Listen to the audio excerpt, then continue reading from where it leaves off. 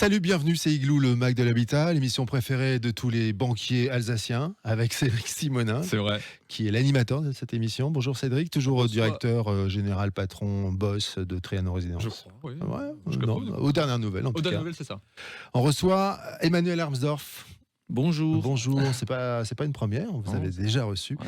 Vous êtes le directeur général du Crédit Mutuel Aménagement Foncier, qui est la filiale aménagement du groupe Crédit Mutuel. Et aujourd'hui, on va parler d'un thème assez chaud, un thème d'actualité qui a marqué l'actu des 6 derniers mois dans le domaine. C'est l'objectif zéro artificialisation nette des sols. C'est dur à dire, hein. C'est un Zéro vrai exercice. artificialisation nette des sols.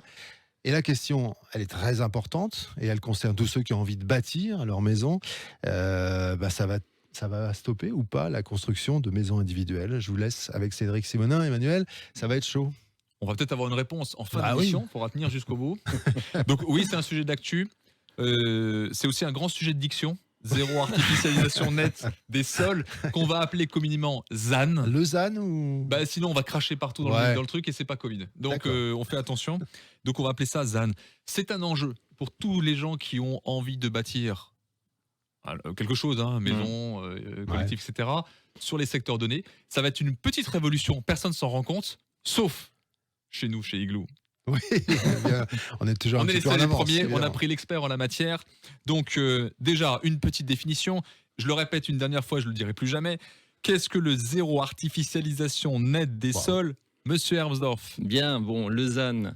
En fait, l'artificialisation, c'est vrai que c'est le sujet chaud, mais on en parle depuis près de 35 ans de l'artificialisation des sols. Déjà avec la loi montagne et littoral de 86. Donc en 86, je devais être au collège ou au lycée, je ne sais plus. Ah ouais, je me souviens.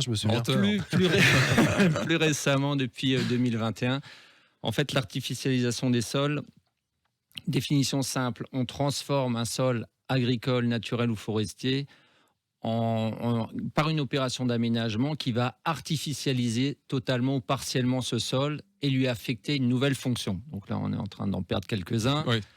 Fonction urbaine pour de l'habitat, pour du commerce, pour du tertiaire ou un équipement d'infrastructure. Pour faire simple, Dites-moi si j'ai bien compris peut-être. Hein, est-ce que alors c'est un sol qui n'était pas forcément destiné à la construction et du coup on le transforme et il est maintenant destiné à la construction? Par exemple, en fait, c'est une définition très, très générale qui mérite d'être précisée. On transforme une forêt en parking pour véhicules, c'est de l'artificialisation des sols. On voit l'impact sur la biodiversité. Ouais. Vous transformez une terre agricole en espace vert, c'est aussi de l'artificialisation des sols. Donc là, il y a un vrai sujet. Aujourd'hui en France, selon les différentes sources, je me suis aussi renseigné, on est entre 16 000 et 60 000 hectares d'artificialisation des sols en France chaque année. Donc c'est comme les manifestations, donc 16 000, 60 000, c'est le grand écart. Selon la police et selon les manifestants. Tout à fait.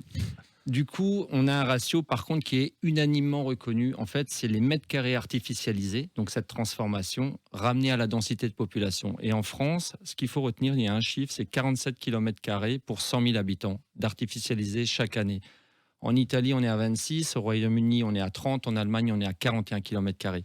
Ce qui veut dire qu'en France, et c'est là où est le problème, on artificialise beaucoup plus que nos voisins européens directs, et en tout cas beaucoup plus vite que l'augmentation de la population. Et au rythme actuel, dans les 10 prochaines années, si on tient ces 47 km² pour 100 000 habitants, on aura artificialisé l'équivalent du territoire du Luxembourg. D'où l'intérêt de cette loi ZAN. L'objectif à retenir, s'il y a un truc à retenir dans notre échange, c'est diviser par 2 l'artificialisation des sols engagés d'ici les 10 prochaines années. Espérons que ça soit aussi l'un des thèmes de la prochaine présidentielle, parce que c'est un sujet très important. J'avais une autre question, avant d'entrer dans le sujet plus précisément. Est-ce que l'inverse existe? Est-ce qu'un sol qui a été construit, on peut le rendre... C'est un des objectifs portés justement par ce projet ZAN, qui est porté par le plan biodiversité. En fait, l'artificialisation des sols, elle a un impact notamment sur la faune, sur la flore. J'ai regardé par exemple, rien que la population, le nombre d'oiseaux, en fait, il a été réduit de près d'1 tiers depuis les 15 dernières années. Et l'artificialisation des sols est liée à ça. On appauvrit la capacité des sols à capter du carbone. On favorise les phénomènes d'inondation. On parle du moteur. C'est un moteur de l'étalement urbain. Donc cette périurbanisation, ce mitage des territoires. Et l'objectif du ZAN, donc de diviser par 2 l'artificialisation des sols dans les 10 prochaines années, il est tenable si effectivement on réduit l'artificialisation brute des sols de moins 70%. Et vous le disiez, les surfaces artificialisées, ça peut être des friches industrielles, des friches commerciales. Il faut rendre à la nature. Donc, c'est transformer ces sols artificialisés aujourd'hui en nature, en parc urbain, en espace nouveau perméable. Et ça, c'est une vraie gageure. Va falloir le faire. Et les leviers pour les territoires, on va en parler avec Cédric parce que je vous ai un parce peu. Que là, vous êtes en train de me foutre mon émission totalement en l'air. Mais non, mais je vous ai coupé un peu l'herbe sous le pied. Alors là, vous m'avez coupé l'herbe sous le pied. Joli, bien joué. Ouais. Donc, foutu en l'air toute mon organisation d'émission. Je ne sais plus où j'en suis. C'est pas grave. Donc, ou alors on laisse faire un monologue et puis moi, je vais prendre un café. D'accord. Allez-y. Laissez-moi reprendre. Allez-y. Alors, je ne sais plus où j'en suis du tout. Vous m'avez foutu tout en l'air. Allez, donc je vais passer les questions que j'avais envie de poser, puisque vous avez répondu. Voilà. Allez, ça y est, je l'ai retrouvé. Donc maintenant, qu'est-ce que ça implique pour les territoires et qu'est-ce qu'il faut faire? Il est énervé. Voilà, ça va. Non, mais c'est vrai que l'impact sur les territoires. Alors surtout, n'arrêtons pas de construire. N'arrêtons pas de construire. L'idée, c'est effectivement de limiter l'artificialisation brute des sols. Donc ça passe par plusieurs leviers. On va parler de la maison individuelle. Donc il y a la densification. Vous voyez bien, on mesure les logements vacants, d'accord ? Il y a des bureaux vacants, il y a des résidences secondaires occupées par intermittence, donc il y a une sous-exploitation déjà du bâti existant. On va parler de densité, donc la maison individuelle, et on va parler également du mitage des territoires, ce desserrement des villes en première, seconde couronne, parce qu'on ne trouve plus de foncier dans les cœurs urbains. Si on a 2 actions à mettre en œuvre par rapport à la loi ZAN, c'est limiter cette artificialisation brute, mais dans les enveloppes urbaines existantes, vraiment dans les enveloppes urbaines existantes, et rendre à la nature, donc renaturer ce qu'on disait, des zones qui sont actuellement artificialisées mais en friche, ça, effectivement, on peut transformer ces terrains et les rendre nouveaux, renaturer ces sols dégradés. Ça coûte cher, je ne sais pas si on va parler d'économie, peut-être pas aujourd'hui, mais en tout cas, derrière, il y a des questions de coûts. Vous voulez que je vous parle de l'impact du coût sur le logement ? Vous avez parlé. Alors effectivement, ce sera l'occasion de faire une autre émission sur la partie plus tournée vers l'économie. L'économie que ça peut impliquer, et des difficultés aussi que ça peut impliquer aussi pour les acteurs de la construction. Vous avez évoqué le sujet de la maison individuelle. J'aimerais qu'on fasse un focus là-dessus. La question que je m'étais posée, c'est qu'est-ce que ça implique pour le marché de la maison individuelle ? Est-ce que c'est pas un marché finalement qui va être déstabilisé par cette loi ZAN? Et puis, s'il est déstabilisé, est-ce qu'il y a des solutions qui sont possibles? C'est clair que l'habitat, il est responsable à hauteur de 50% de l'artificialisation des sols. Ça, c'est un constat. Nous, vous êtes professionnels, je suis un professionnel de l'immobilier, donc on a une part de responsabilité dans l'artificialisation des sols. Et en plus, le logement individuel dont vous parlez, il est majoritaire par rapport au collectif. Souvent, le collectif est construit sur des surfaces déjà considérées comme étant artificialisées, d'où la précision de cette définition, la forêt en parking, la terre agricole en espace vert. On n'est pas sur il faut préciser cette définition. Le logement individuel, il reste néanmoins au sommet des options d'achat plébiscitées par les ménages en France.